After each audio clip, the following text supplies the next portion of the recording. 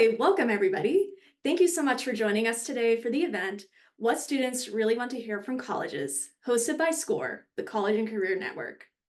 I'm Abby De Silva, inbound marketing strategist at Scoir and an older member of Gen Z who recently attended college and is a few years into her career. I'll be guiding the conversation today. We're joined by two college admissions marketing experts, Kira and Erica. On to you, Kira. Hi, everyone. I'm Kira O'Connor. I'm a senior engagement strategist working at Scoir. I work with colleges to help them reach and nurture high school students and their families on the Scoir network.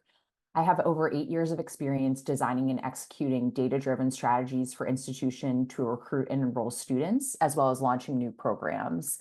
I've been on the institution side before joining Scoir, and I love writing, collaborating, and strategizing to help colleges meet their goals.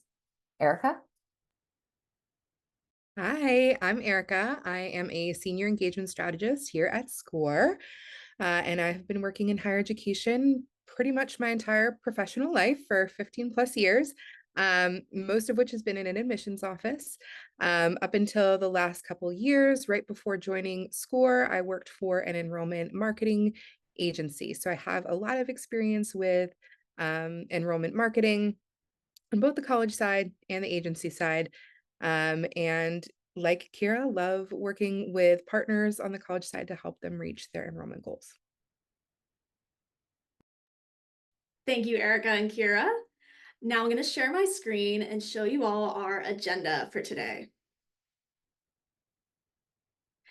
Today, we're going to be sharing what Scoir students are saying about admissions marketing and how colleges can authentically connect with students today. First, we'll be covering what doesn't vibe with Gen Z, also known as what to yeet. Then we'll discuss what vibes with Gen Z, or what to keep in your marketing based on Scoir student feedback. Finally, we'll be wrapping up the main takeaways from the event and share a checklist called Embracing Your Gen Z Marketing Era, so you have a place to reference all of the takeaways from our webinar today. Now, a few additional details before we jump in. We'll be sharing some tidbits throughout the event on how Scoir can help your institution. We'll also be leaving about 10 minutes at the end of the event for you all to ask myself, Kira, and Erica questions in the chat.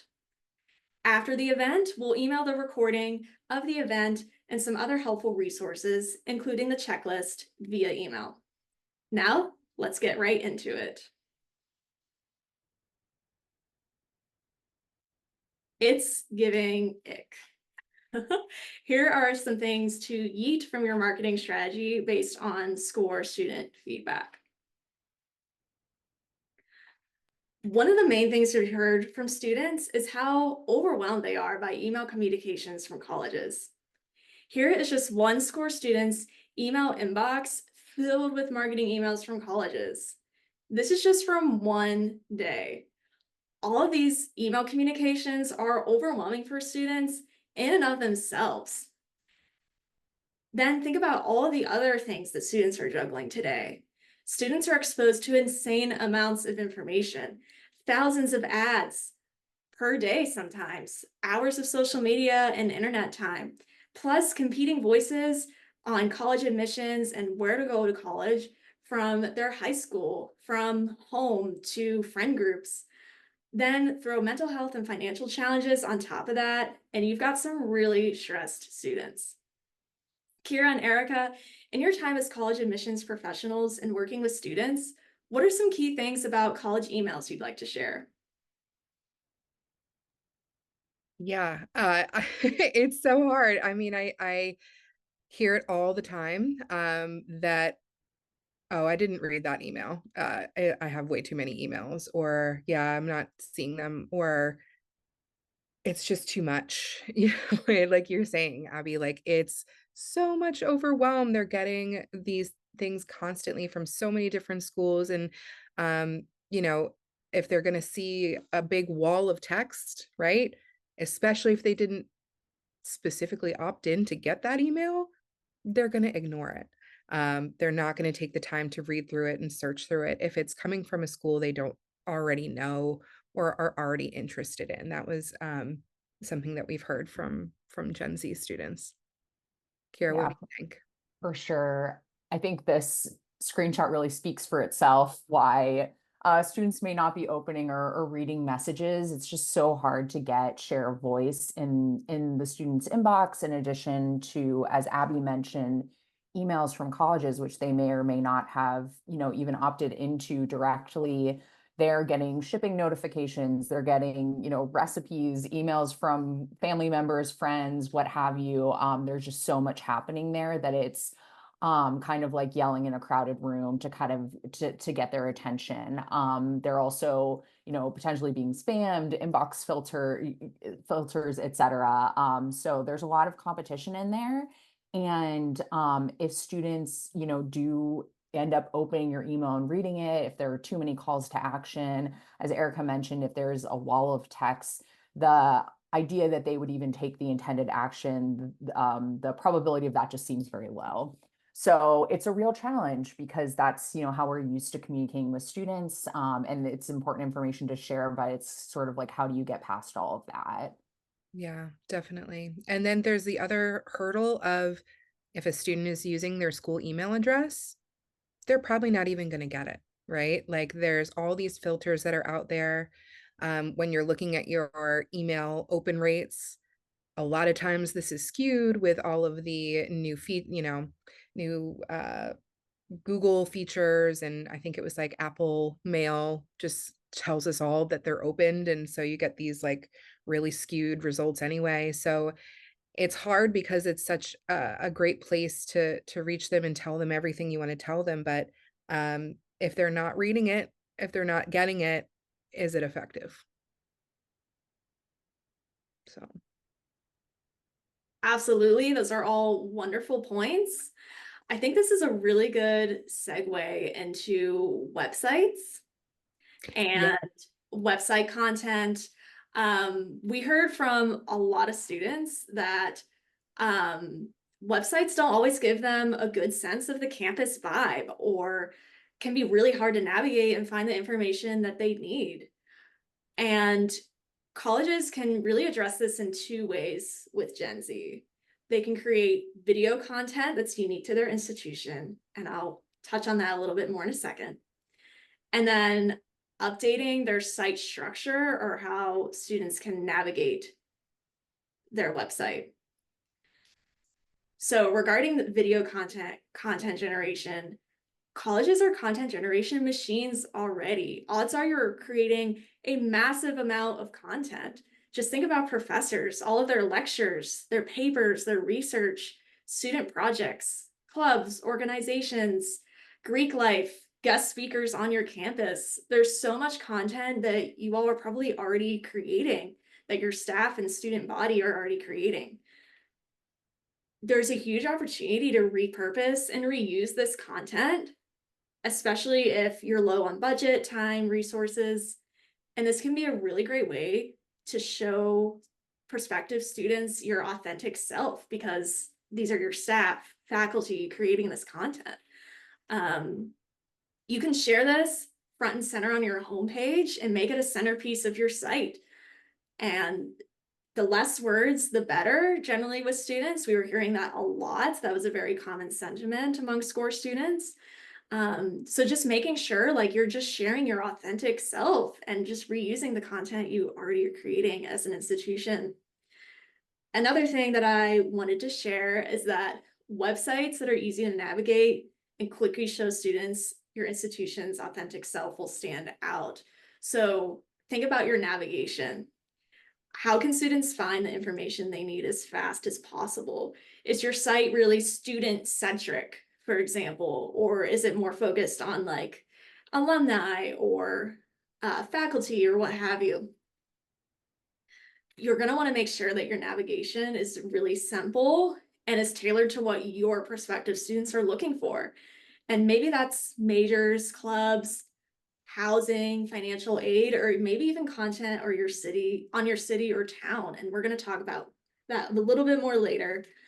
And this all relates to search engine optimization, SEO.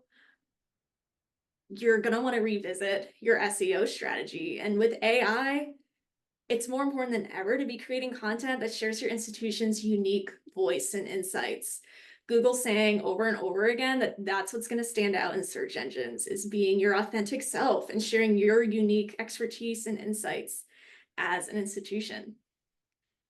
So, all that to say, creating less content that is super jam-packed with you, authentic you, and filled with helpful information is going to be way higher impact than having lots of smaller pieces of content, shorter pieces that might not necessarily show your institution's authentic self.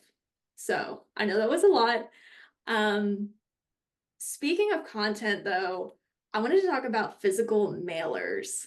Erica and Kira, in your conversation with students lately, what have you been hearing about physical mail? Oof, that's I would another one too. I wish we had a picture of stacks of mail like we do with the inbox because I think it's very similar just in terms of the amount of information students are getting from colleges coming, you know, in a different vehicle, obviously, but I think kind of the same sentiment is there that there is just so much and a lot of it I think they feel like is not really personalized to them. One thing when we're talking to students that seem to really stick out to them is the use of stock images and kind of just like feeling like whatever this mailer was, brochure or catalog, it's not really authentic and they're kind of sus as the young people say. It doesn't feel realistic. They kind of see the same groups of students across, you know, all these print materials, their websites, their socials. It doesn't give them a sense of what it's really like to be on campus and what students are like who go to this institution. And I think for students evaluating like best fit, they want to be able to see themselves there. And if they're getting, you know, mailed or, you know, seeing any type of content that they can tell it's not realistic, then it's going to leave a bad taste in their mouth. Definitely. Yeah. No, speaking to that, like stock image, or if it's like the same three students used over and over again through all the pictures on postcards and things like that. These are things that Gen Z for sure notices. This is, these are along with like aesthetics. That's like another buzzword with Gen Z, right? So these are things they're going to pick up on. They're also going to pick up on if it's really old. Like one student was like, I knew that this picture was old because this girl was wearing X and it was like some trend from like 5 years ago. Like, okay, all right. So apparently you're paying attention. The other really important thing I think to think about is like, are you just sending stuff just to send it? Like, are you sending a flimsy postcard because that's the most cost effective way to get your name in a bunch of students' mailboxes? Because that might not be the best strategy.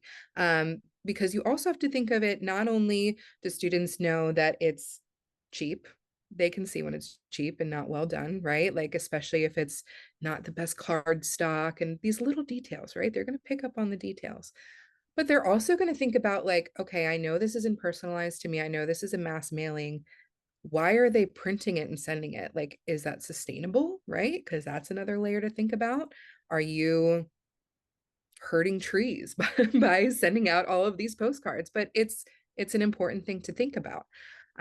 So all of this to say, print is not a bad thing. I think print is and print marketing is really, really effective when done the right way. One thing that we heard from students was they they did like the view books, right? So like the ones that are really well done, that have like good quality paper, that are a comprehensive guide, and it's from a school usually that they are already interested in, um, or have heard about. So then it's also like, all right, who are you sending print to? Are you sending it to every single prospect that's in your system? Or are you really reserving it for those that have a demonstrated interest in your school? So that might be another piece of strategy to think through. Also, there's not many high schoolers that are checking the mailbox every day. So most likely it's going to be mom, dad, grandma, family member, whoever that is checking.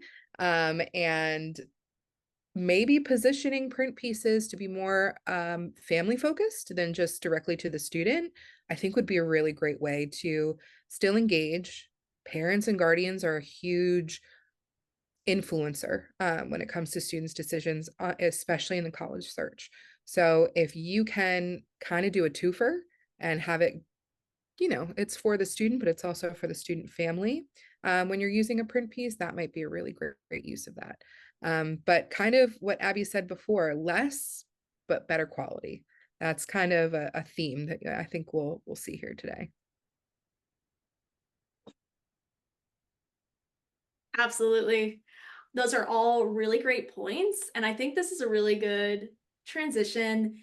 Going back to email marketing a little bit and talking about subject lines, CTAs, those little details. What do you think, Erica, Kira? What do you think about that?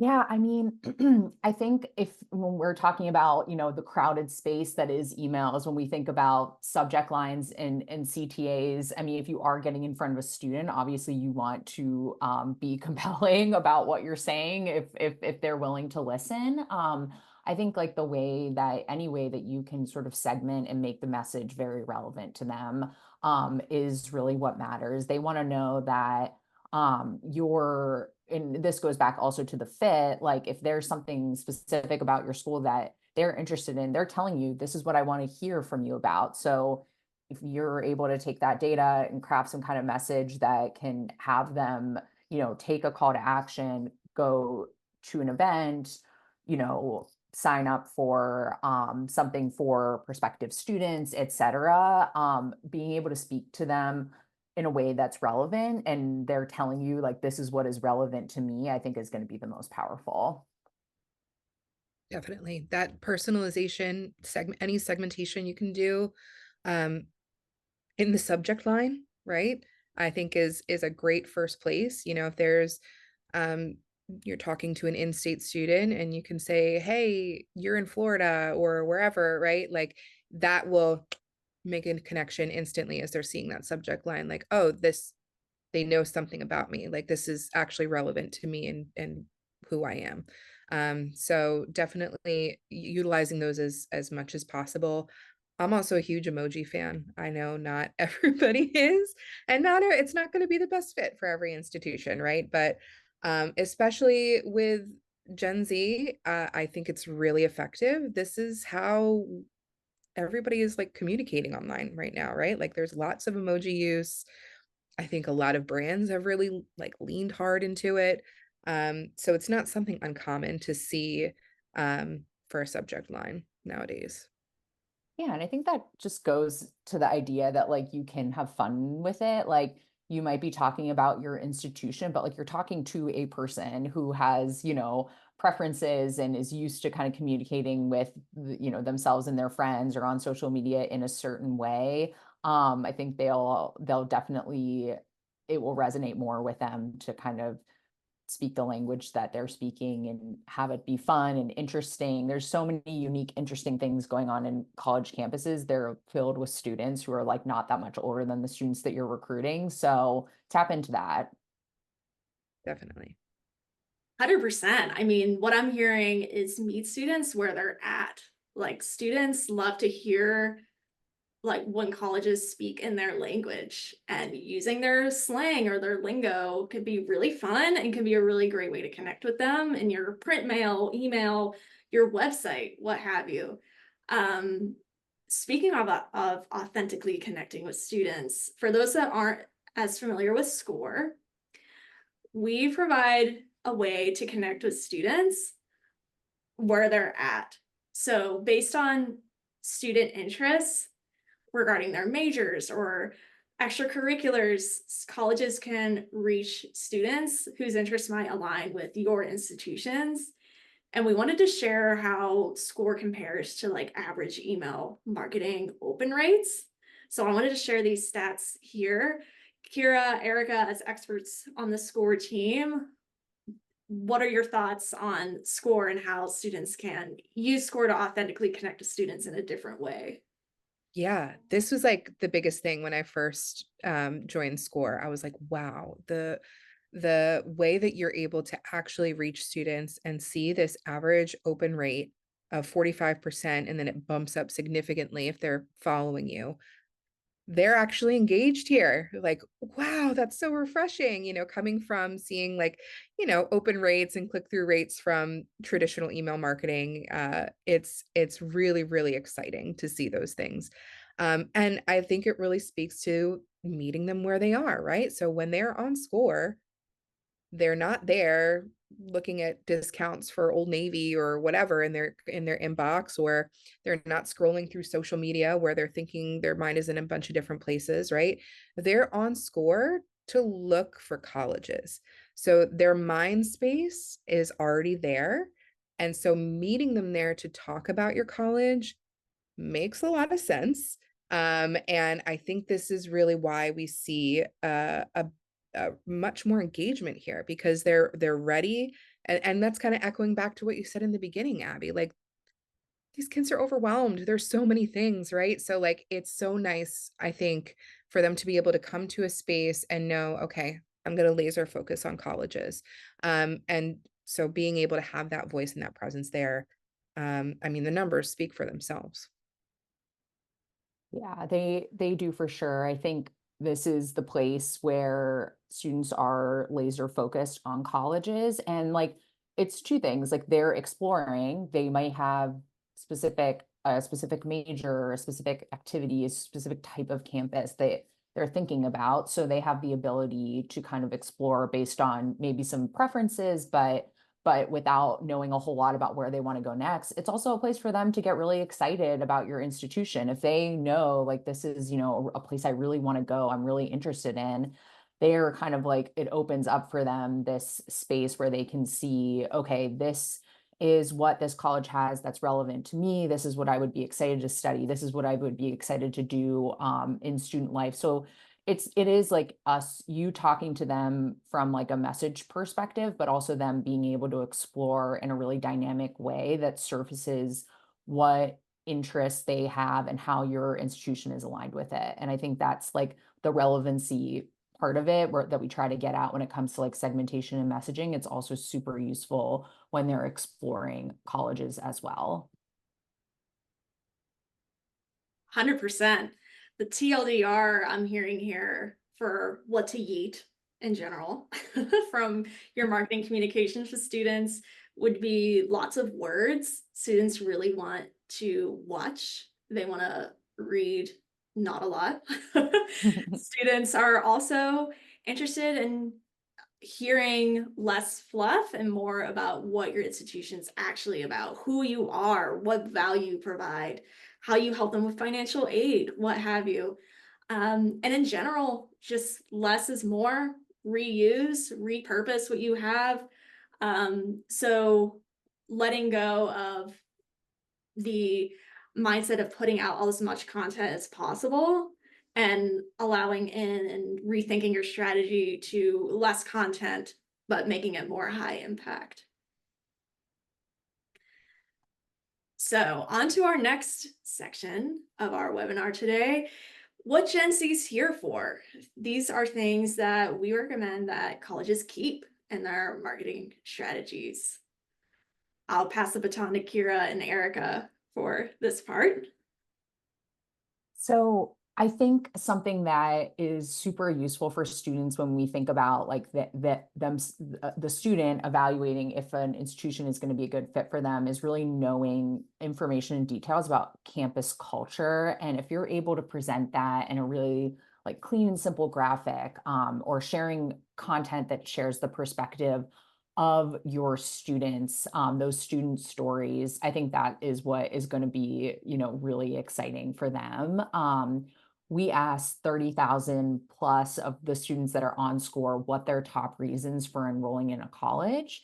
And this is what they said. Probably not like a huge surprise, but it is something to think about. Like, yes, probably what makes a student interested in a college, what their reasons are for enrolling. How does that translate to your institution? Like, what do you offer that's unique, or what do you offer that gives a student and communicates to a student what it's like to study this major, to experience a day in life on this campus? and being able to present it in a way that prospective students understand. Yes, and that's huge, Kara. The presenting it in a way that students understand and resonate with.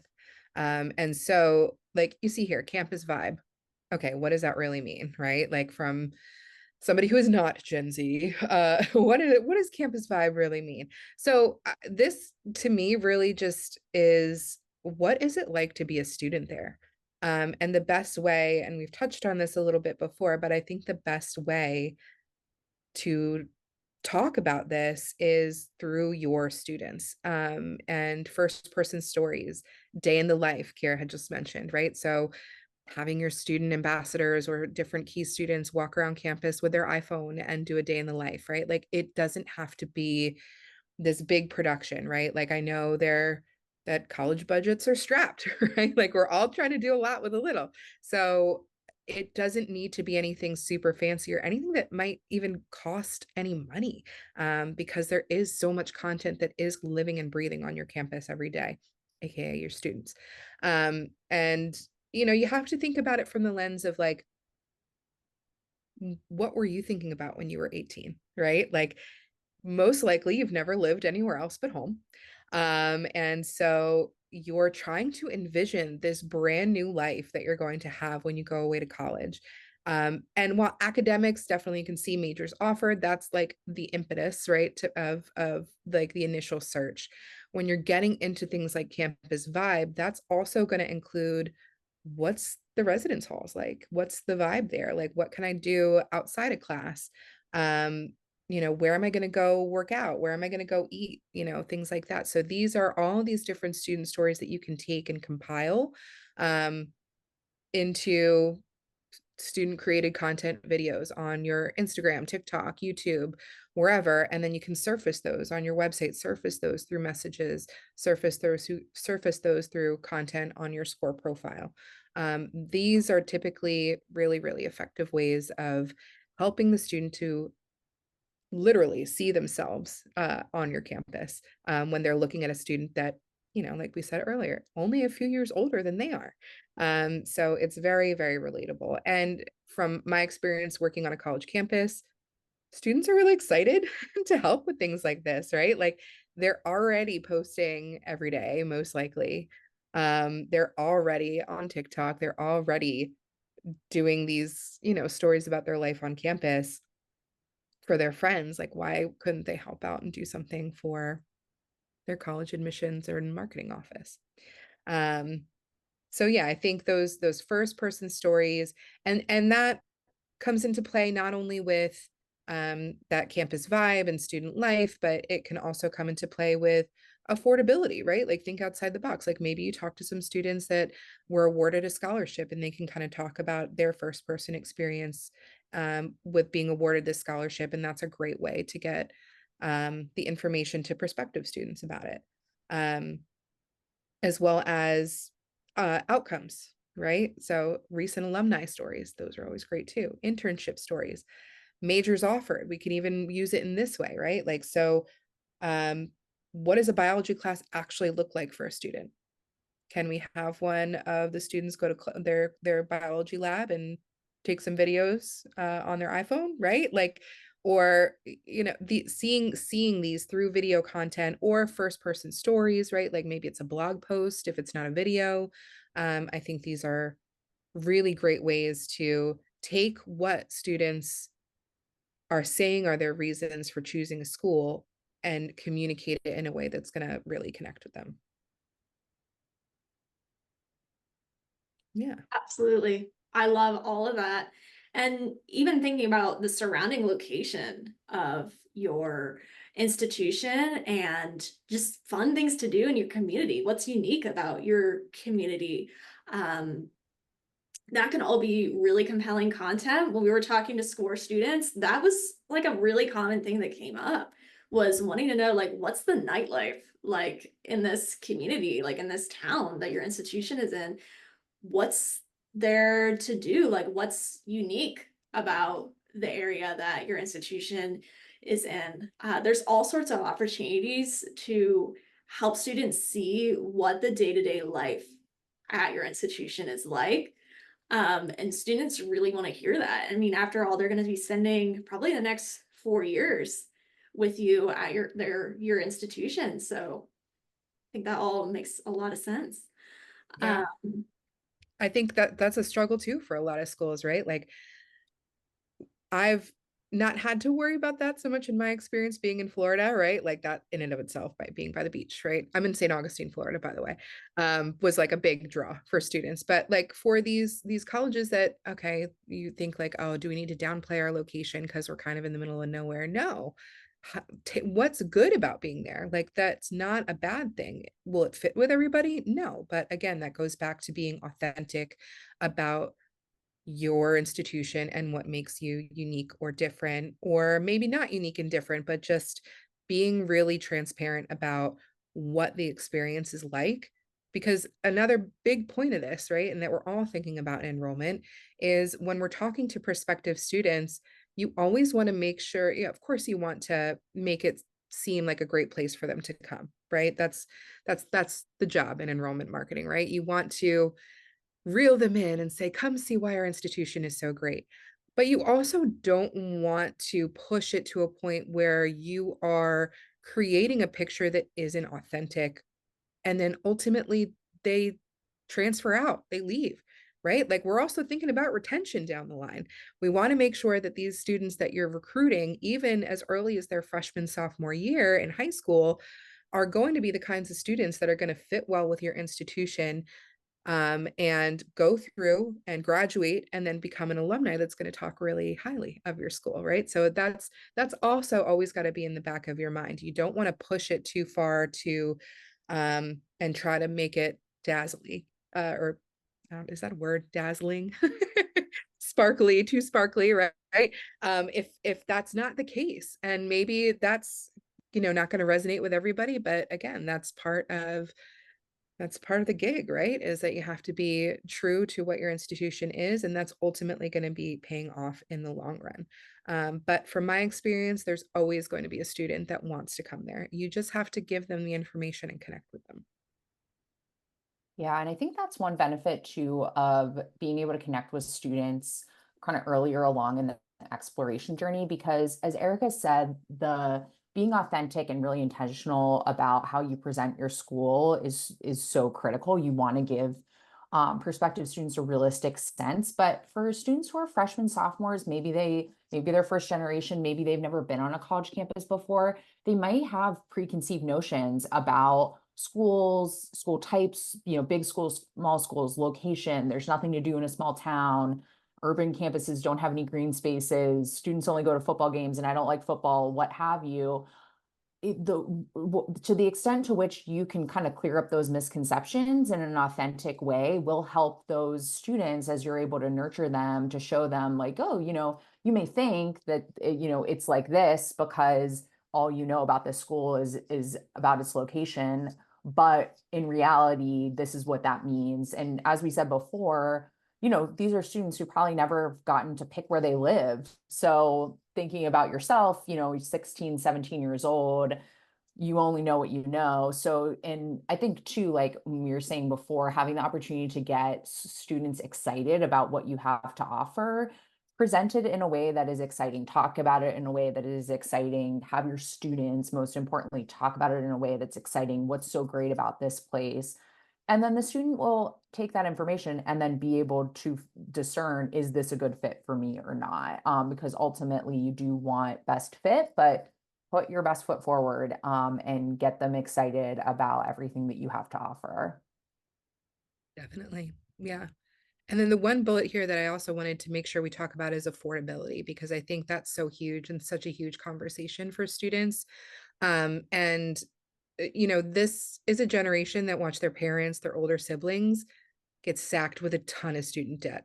So like they are hyper aware of affordability. And I think this is something that we see really consistently with Gen Z in terms of, it's a really, I think it's always been a primary decision making factor, but I think more so maybe with parents, right, in previous generations, whereas this generation, it's really the student that is leading this charge. They do not want to be saddled with a ton of student debt. So this is really, I think, a interesting place to really lean into that. Again, transparency, authenticity, and present this information in a way that's going to be really clear and clean.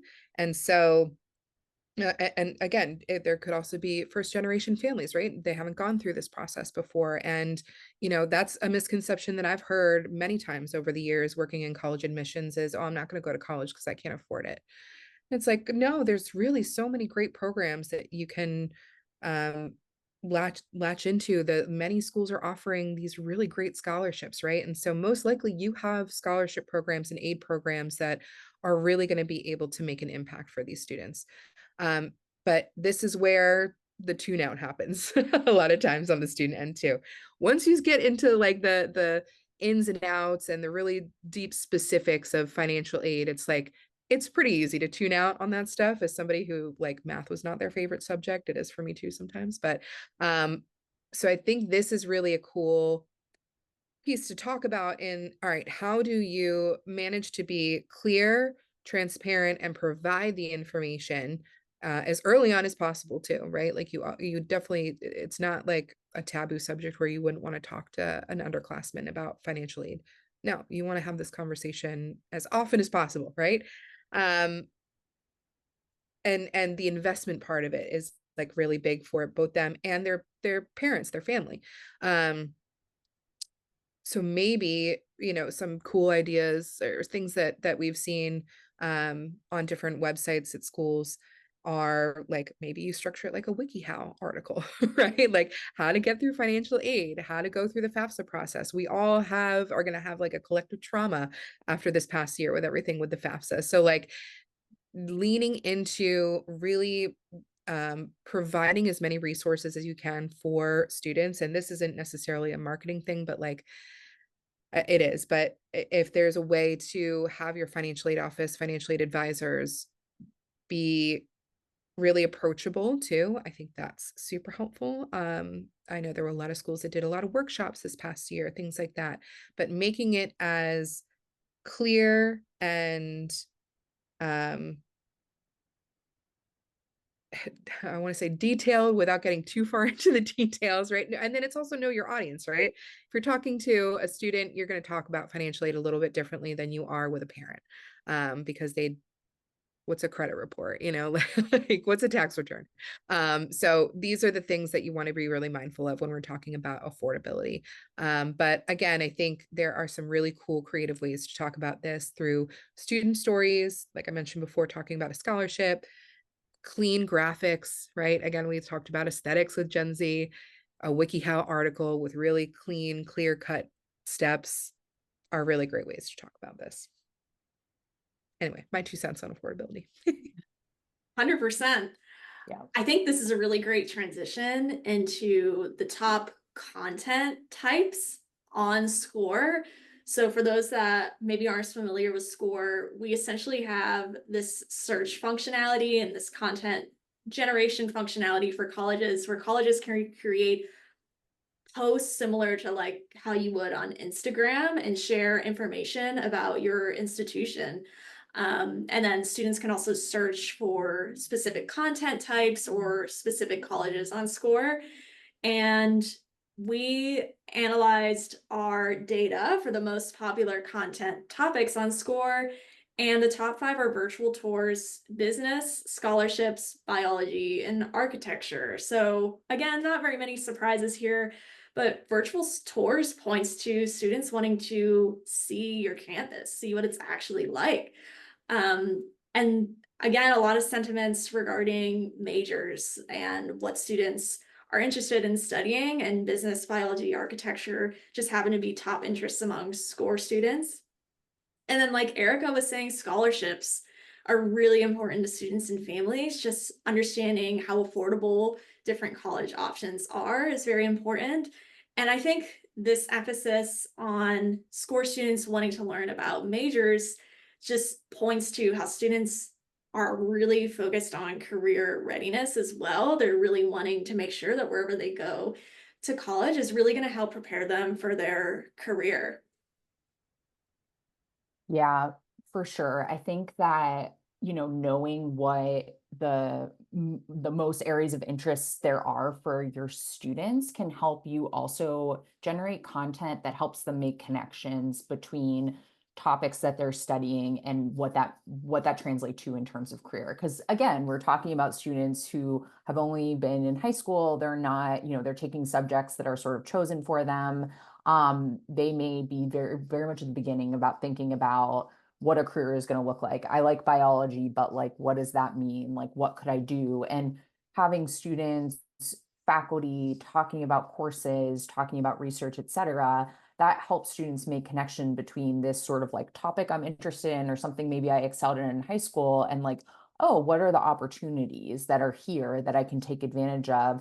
Maybe I don't know if I'm going to be a doctor or work in a lab, but the point is that would be the next step. So it kind of helps you bridge the gap between where students are in terms of career planning and knowing that you'll be there to kind of have them take those next steps to get there at the end of the 4 years and probably beyond.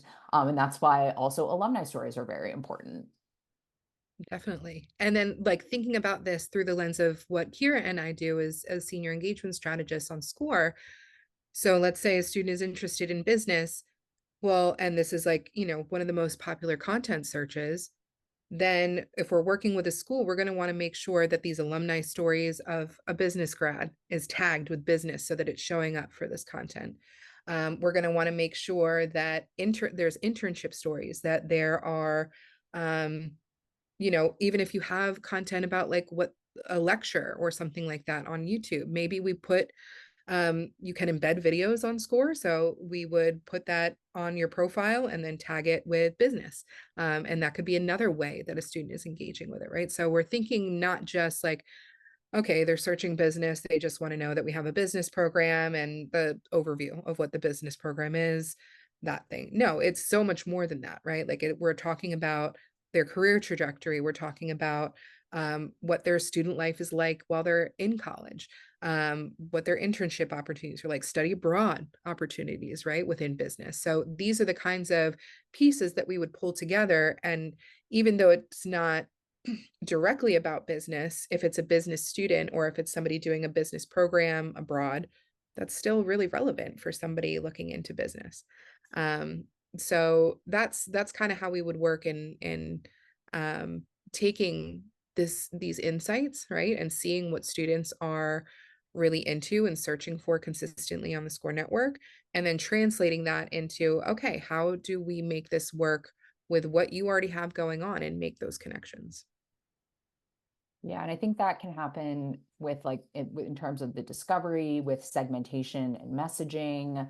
Really, it can help you as well as an institution like guide where content efforts should take place. Like if you know that you have, this many students interested in this program on Scoir, that could be an opportunity for you to get some, student generated content about that. And then we're able to leverage that to send it out in a message, to add it as a content card so students are really able to see it. So it's kind of like can be a continuous cycle that eventually, will lead all roads will lead to, that student being interested in your institution and taking those actions.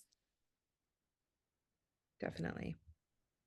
100%. And just from a Gen Z humans perspective, I've heard from a lot of my peers that what's really important for them in their education is making sure that's going to pay off for them in their career, like financially and career trajectory wise. Gen Z is very career balance focused, so career and life. So trying to find balance. But Gen Z are also very ambitious with their career. There's a lot of entrepreneurial mindset happening in Gen Z. I mean, just think about all the Gen Z content creators out there that are making their own content and starting their own businesses online. Like Gen Z students are really ambitious and they really want to succeed. They really want to make a difference. That's really important to us. We want to make change and have a positive impact on the world in whatever way that means. And for a lot of us, that means through career and helping other people through their career. So just a little bit of a Gen Z perspective there that I wanted to share. Yeah, no, I think that's great. And made me think of something that kind of harkens back to like the business, biology, architecture being some of our main content searches. But, and it doesn't have to be just, business major related stuff. Maybe you have a program on campus that helps with money management, right? And that could be a related thing. um, just thinking about outside of the box ways to talk about these different academic areas and how it translates to all different areas of life, right? Not just the classes they're taking, it's their career, it's opportunities outside of that. Um, maybe it's working with um, like a student club on campus that's an entrepreneurial student club on campus, and we can highlight that under business or send a message about that, right? So it's not just to widen the view of what these content search topics really really mean to a student, right? And same thing with virtual tours, right? It doesn't have to be that you have a you visit on like this on your website and that's the only thing that constitutes a virtual tour, right? Like a virtual tour could also be your student ambassador doing a day in the life and walking you around, the dining hall. It's what is the intent behind this search? A virtual tour, the intent behind that search. I want to know what it's like on campus. Business, the intent behind that search. I'm interested in business. What are my options? What can I do with that? Is it, and not just in the classroom? Scholarships, right? Obviously we talked about this, affordability is a huge thing. Can I afford it? What's going to be the return on investment? So it's taking the data that you have, and this is relevant for even outside of Scoir, right? Like your web team can tell you the most visited pages on your website. We can see in your CRM what major students are interested in the most, right? And so it's taking that information and taking that data and thinking a little bit outside the box of how you can relate to those students, um, not so literally to what they've said their interests are, if that makes sense. Does that make sense? Yeah, I think it's Okay. like looking at all of these topics with like a very wide lens and Yes. just seeing like, okay, it doesn't just mean like what we're offering at the business school. It's like everything that you offer related to this that could interest a student who's like interested in business, but maybe their passions lie in something else, or like they, love this topic, but they also love the outdoors. It doesn't mean that they want to be like an environmental science major, but they may want to take a lab or take a certain class or be part of a club that has to do that. Like, these students are contain multitudes and as we all have different interests, and they're in like a period of exploration in their life, so it doesn't always mean like the most direct connection between these topics. And that's what Erica and I do a lot. We think and strategize a lot with our partners about like, what about these topics do you have to offer, and it can mean a lot of different things. Yeah, exactly. And I know sometimes it can seem contradictory, like we're saying segment and personalize it to a student and all, but it is true. They're, everybody is multifaceted, right? And so if you think like, oh, well, we don't have an architecture program, so we're out of luck there. It's like, no, no, you can use this information to inform different ways to talk about these things. So yes, while personalized communication and using the information you have about your audience is really important, it's also really important to look at it through a bigger lens. Totally. And just a little personal anecdote. When I was searching for colleges a few years ago, I was looking at a certain college's website, and they had outlined the academic programs so clearly and so simply. And it was just really helpful to me as a high school student. And at the time, I wanted to be a science major. I'd always figured I wanted to go into the sciences. And I was looking at like the business programs and the business classes, and I'd always been kind of interested in marketing. But when I saw like how students were using their marketing major and how students were like helping other people with their business major, was really inspiring to me. And ultimately, I decided to become a marketing major, and now I'm here. So I think that points to just making your information really simple, but also giving students a comprehensive view of how you can help students in different areas of their life and their career and what have you. Absolutely. Yeah. So important. And that's, I mean, your faculty, your students, your staff, you're making those connections all the time. So, that's what professors are doing in class with students. That's what staff and student organizations always are, making connections between classroom and career, classroom and the wider world. So bring the prospective student into that conversation as well. This is all great. Is there anything else, Erica, Kira, that you would add regarding what colleges should keep in their marketing strategies when marketing to Gen Z? I would say, from a very broad sense, authenticity. Lean into your institution, lean into what gets people excited and what you all think. Doesn't have to be something that is necessarily unique, offered nowhere else. I think it's just like, what is the experience of doing this thing at this school? I think that is really, like, goes to the core of fit. What is a good fit for a student? And I also think, like, that excitement can really just be contagious. And I think as students are exploring colleges, they want to go somewhere where they're going to fit, they're going to succeed. It has things that they want, and if you're really just putting your best foot forward for why your staff, your faculty, and your students, most importantly, and alumni, think it's a great place to go. Make students excited about that in an authentic and intentional way. Yeah, everything Kara just said. And, trying your best to talk to them how they want to be talked to, right?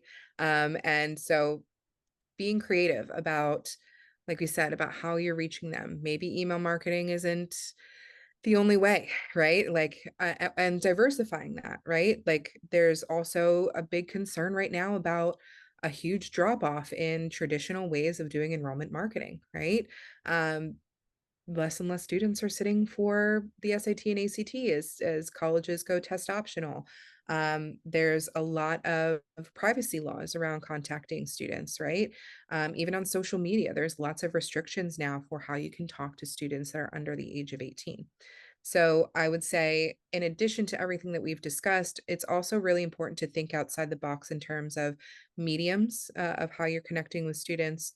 And so Score can be a really big part of that, right? Again, they're here, they're um, intentionally searching for colleges, right? These are really intentional students. It's an audience that's primed to receive your message on Score, primed to receive information about your school.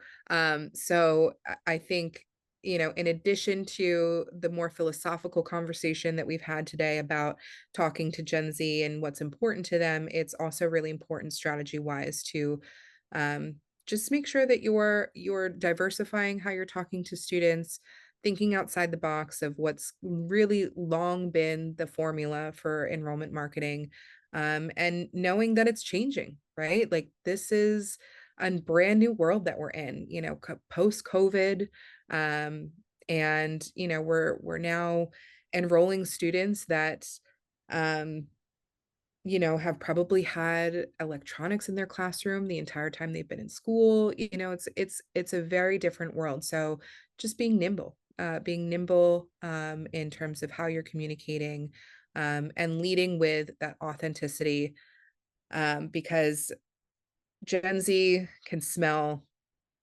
I'm just going to say it, BS. They can smell it a million miles away. So you always want to make sure that you are being authentic and genuine with however you're communicating with them.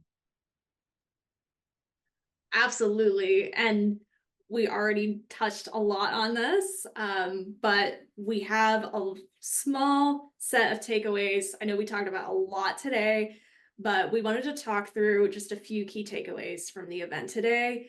We're also going to share a checklist. You'll see a pop-up on your screen right about now on embracing your Gen Z marketing era that just really compiles everything we talked about today into clear, actionable items for you. And I think, as Erica and Kira were saying about the enrollment cliff, the search cliff, even FAFSA, there is so much changing in college admissions, enrollment marketing right now. I just want to say to encourage you, like, this is an opportunity. This is an opportunity to reach students in a different way. And we've compiled down 5 key takeaways from the event today. And there's a siren going on, so I'm going to mute myself and let Erica or Kira take over. Yeah, so the first one, reduce, reuse, upcycle your content. And this is just really going to the fact that, hey, it doesn't have to be, to walk away from this thinking, oh my gosh, I have to make 17 new videos about this, this, and this to make sure we have all this content. No, it already exists somewhere. I guarantee you. And if it doesn't exist, I think it doesn't need to be a fancy produced video. It can be a student with an iPhone. And in terms of reduce the number of words, maybe.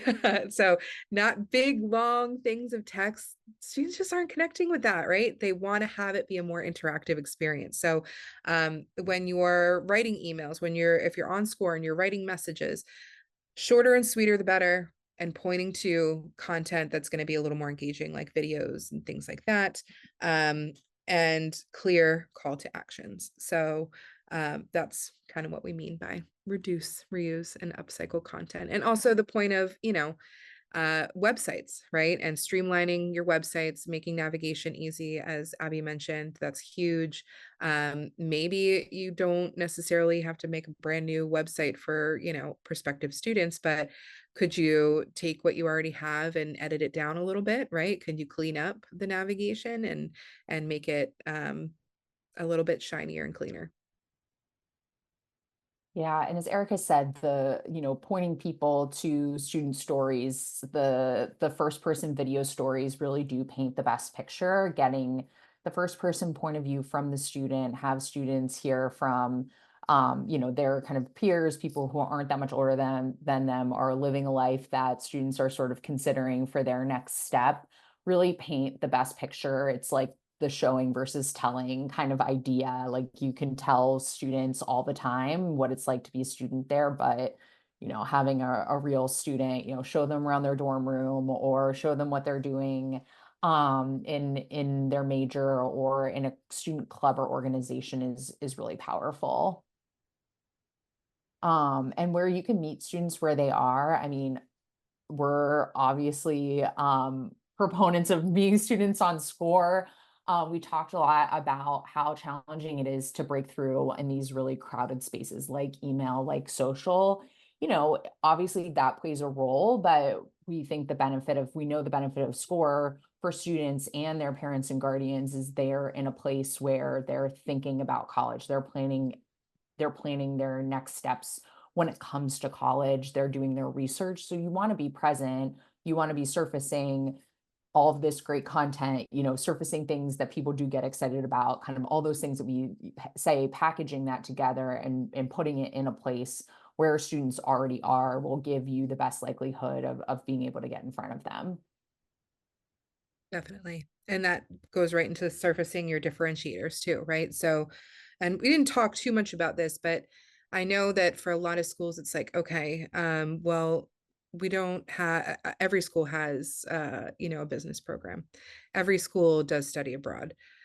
Every school has scholarships that they offer, right? But there are different, like, there's going to be something different about your campus and your institution. And it might not be the things that you think they want to, I don't, not that they want to hear, but it could be that you have this really cool student club that's doing really unique things in the community or something like that. Maybe there was a student that ended up getting a really great job offer through volunteer experience they did through your school. So it's like there's always going to be and that kind of feeds into the first person stories, but there's always going to be a unique story on your campus, and to surface those differentiators, outcomes as well, right? So a lot of times I know we're already leaning into, you were ranked number 20 in the best regional colleges in the South or something like that, right? But there's other ways that you can kind of use that same sentiment as a differentiator without it being a US News World and Report stat, right? Like there are plenty of ways that you can surface differentiators.